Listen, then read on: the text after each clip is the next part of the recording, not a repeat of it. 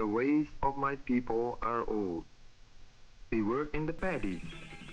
We live in the villages as we have for centuries past. Our cities teem with people, overcrowded, often underfed. Our needs are great, our problems mighty, our nation new. I would like you to know my people, my islands, with their jungle green mountains and rivers winding to the seas which surround us. I am Salim, a teacher. When there's no other place, our classes may even meet outside. There are not enough schools. My students, like most of the people, are of many different ancestries. Malay, Indian, Chinese, Melanesian, and mixtures of all of these. But we are all of us Indonesians now.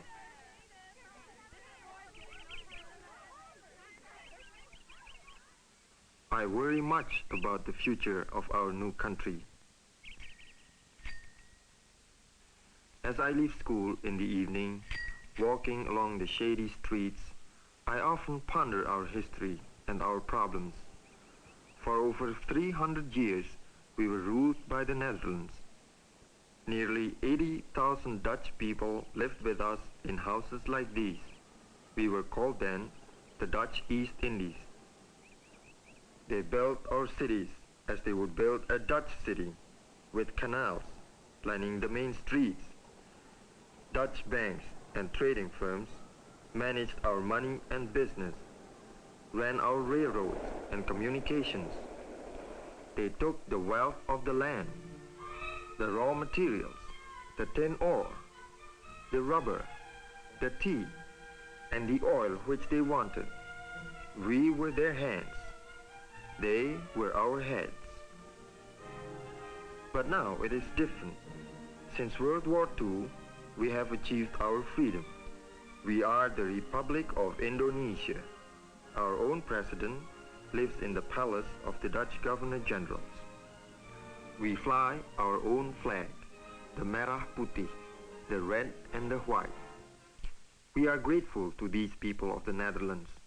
They left us much, but it is better that one nation does not rule another. I live in a kampong, which is one of the many villages hidden away within the city. Though the kampongs are still crowded, many have moved to homes formerly occupied by the Dutch.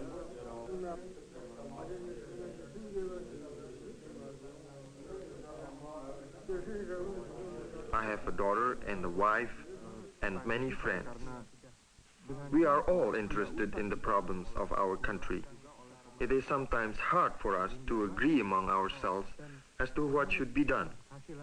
Only recently, we have decided upon a common language.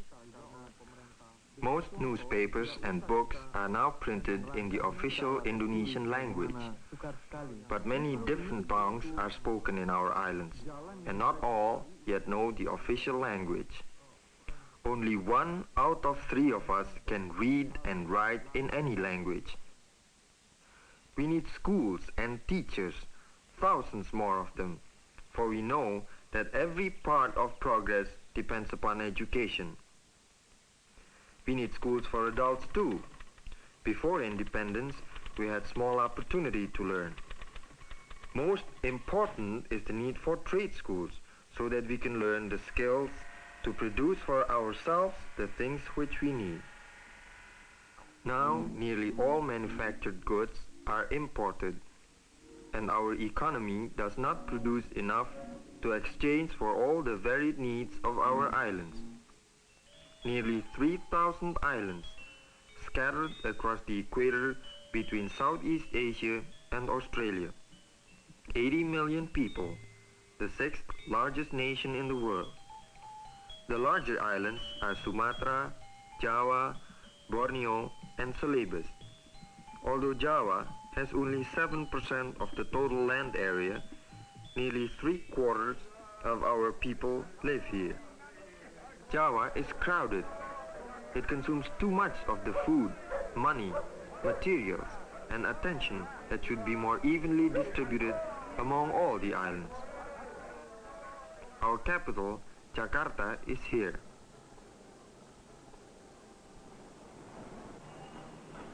The thousands of becaks are the most common means of transportation in the city. Before World War II, Jakarta had only 500,000 people. Now there are over 3 million. We still use the canals, or kalis as we call them, for bathing and washing clothes. The Chinese population of Jakarta is large, as it is in most cities of Southeast Asia. Competing political parties, including communists, hold frequent parades and demonstrations. Their banners litter our cities. This one protests what they say is American intervention in Asia. But Jakarta is not really Indonesia, for we are a nation of villages tucked away in the valleys and along our thousands of miles of coastline. The sea and the land and the rain provide nearly all the people of the countryside need in order to live. Over 3/4 of all Indonesians are farmers, like Murjono. Breakfast and other meals consist largely of rice, fish and spices. Our families are very close to one another, and often all of the members of a village are related.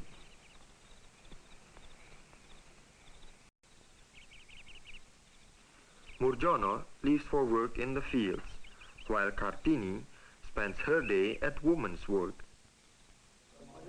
shopping in the market for fruit, vegetables and cooking oil.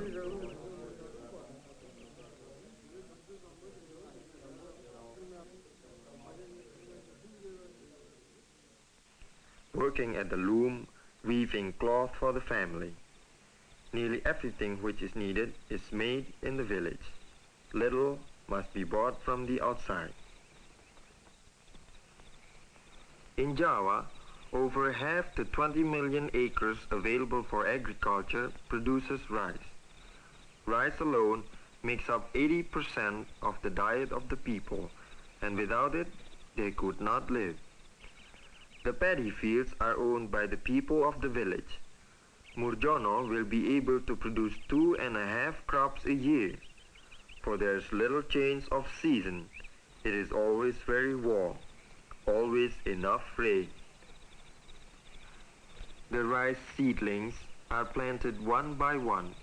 It's hard work, but within 5 months the sun and the rains will bring the seedlings through to full golden heavy-headed maturity ready for harvest. As the stalks are cut, a small and ancient prayer is said. A great contentment settles across the countryside. The land has bestowed its blessing. The rice is in. The people will eat. With our abundance of water, it is possible to produce fish on land formerly used to grow rice. An acre of fish pond will yield far more food than an acre of rice. The people, poorly nourished on rice alone, need the protein provided by fish. Farmers are encouraged to use part of their land in this way. Though most earn less than $40 cash a year, there is great wealth in our vast forests of rubber trees, which are tapped every other day, yielding the thick white latex which will be transformed into rubber. From the earth comes tin ore, needed in Europe and America. And there is oil, great reserves of oil still waiting to be discovered. Producing wells provide equal profits to both Indonesia and the American or Dutch firm which operates them. But we also profit in another important way from this kind of foreign investment in our country. Thousands of jobs are provided in the oil fields, in the refineries, and on the tankers which transport the oil.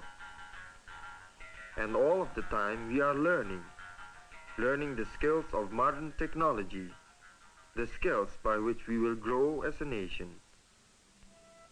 Our Our coconut trees can provide the world with nearly 40% of the coconut oil used in the manufacture of soaps, margarines, and many other products. In almost every village you can see the coconuts drying in the sun, for nearly every farmer has his coconut trees. The oil is extracted from the dried meat called copra. We raise much sugar cane, and high in the cooler mountain regions are the vast tea estates owned by Indonesian or foreign companies. These plantations cover thousands of acres.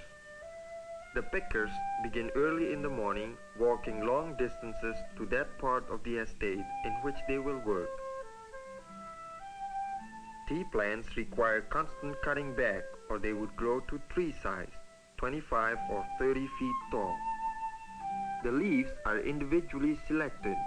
The tips of the tender young leaves bring the highest prices on world tea markets.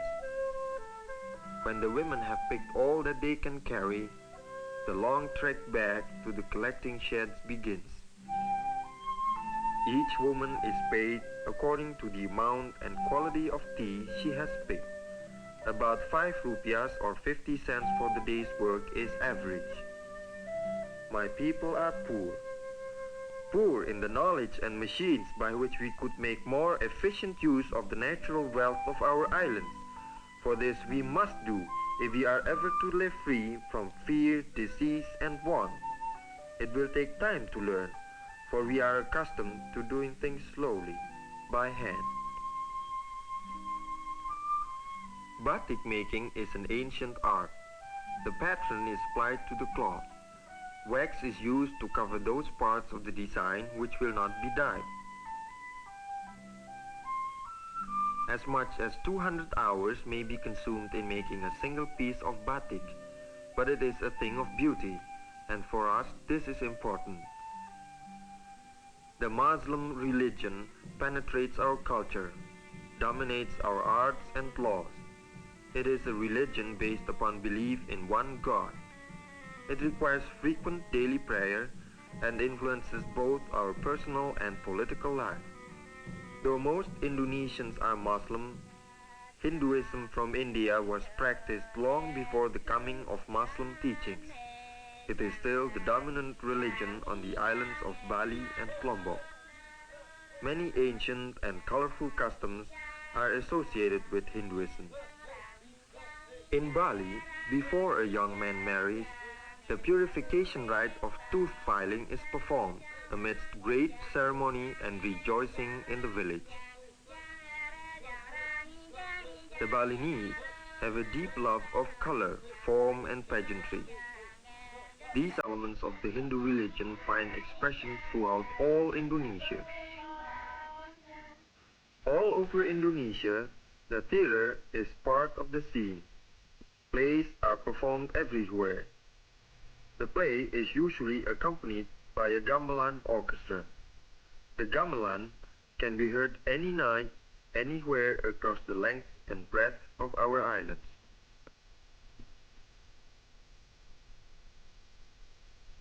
Most of the plays dramatize in some form the forces of good and evil in conflict. Often the performances last the whole night through. Dancing is a part of every play, as indeed it is a part of our very existence.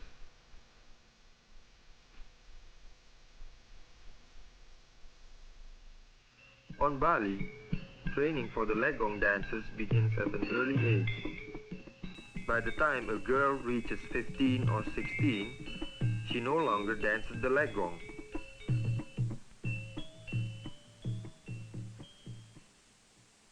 Before a performance, makeup is applied, and then the dance begins. Each gesture to be precisely performed, for each has meaning.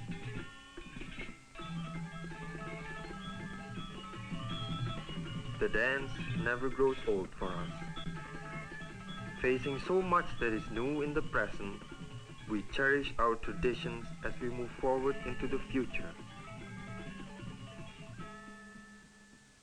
We are learning new ways, for new days. We have much to learn and much to do. We are building roads where there were none before, airlines, modern apartments, houses, even swimming pools. We are trying to build a nation in which we can live securely, decently, and nobly amidst the beauty and natural wealth that is already ours.